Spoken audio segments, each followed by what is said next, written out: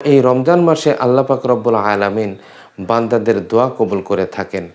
আপনি যদি ২১ দিন একটা আমল করতে পারেন, আল্লাহ তাআলা এই রমজান মাসেই আপনার ফলাফল দিয়ে দিবেন।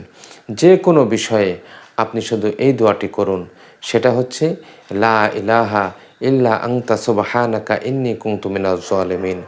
লা ইলাহা ইল্লা আনতা সুবহানাকা ইন্নী কুনতু মিনাজ জালিমিন। আপনি বেশি বেশি পাঠ করুন, আল্লাহ তাআলা আপনার সমস্ত বিপদ আপদ বালা মুসিবত দূর করে দিবেন। স্পেশালি আপনি ২টা সময় নির্ধারণ করতে পারেন। একটা হলো সূর্য ওঠার আগে, আর একটা হলো সূর্য ডোবার আগে।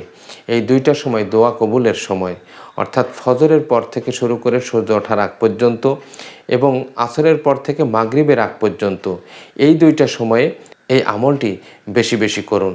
লা ইলাহা ইল্লা আনতা সুবহানাকা ইন্নী কুনতু মিনাজ জালিমিন। সকালে ১০০ বার, রাত্রে ১০০ বার। আল্লাহ তাআলা আপনার যে কোনো বিপদ থেকে উদ্ধার করবেন, যে কোনো বালা মুসিবত থেকে আল্লাহ তাআলা আপনাকে হেফাজত করবেন।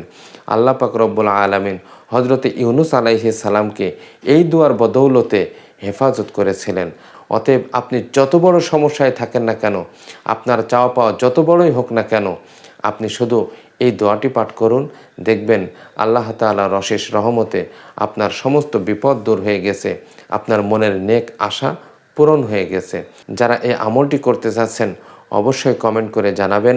আমি আপনার জন্য আল্লাহ তাআলার কাছে স্পেশালি দোয়া করব, আল্লাহ যেন আপনার মনের নেক আশা পূরণ করে দেয়, আপনার বিপদ আপদ বালা মুসিবত দূর করে দেন।